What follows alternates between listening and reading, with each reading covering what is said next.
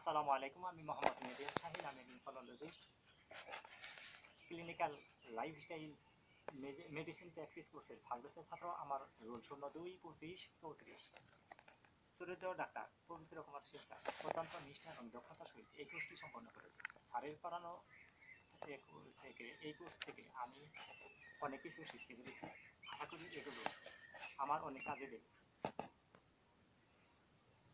স্যারের পড়ানো বিভিন্ন টপিক হতে non alcoholic fatty liver disease সম্পর্কে আমি কিছু বলব। Non alcoholic fatty liver disease হচ্ছে এমন একটি অবস্থা যেখানে লিভারে অতিরিক্ত চর্বি জমে এবং অ্যালকোহল গ্রহণের কোনো ধরনের ইতিহাস পাওয়া যায় না বা সামান্য মাত্রায় পাওয়া যায়। এটি হলো প্রধানত মেটাবলিক সিন্ড্রোমের সাথে সম্পর্কিত।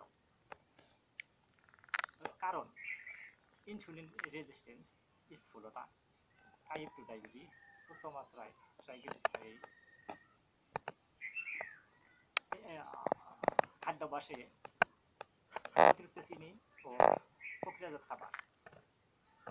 লক্ষণ: পেট বাদবোধ হওয়া, পেটের ডান পাশে ব্যথা, ক্লান্তিবোধ, ALT AST বেড়ে যাওয়া। এছাড়া আর কোনো ধরনের লক্ষণ নাও প্রকাশ পেতে পারে। নিয়ন্ত্রণ: BMI নিয়ন্ত্রণ অর্থাৎ ওজন কমাতে হবে, খাবার থেকে অতিরিক্ত চিনি এবং প্রক্রিয়াজাত খাবার বাদ দিতে হবে, ALT AST অ্যান্টাইন মনিটরিং করতে হবে, খাদ্যাভ্যাসে প্রতিদিন ফাইবারযুক্ত খাবার যোগ করতে হবে।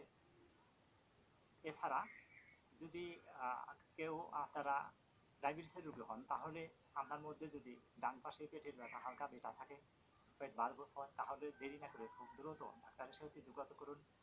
ডাক্তারের পরামর্শ গ্রহণ করে চিকিৎসা করে ভবিষ্যৎ non alcoholic fatty liver disease থেকে মুক্ত থাকুন। ধন্যবাদ।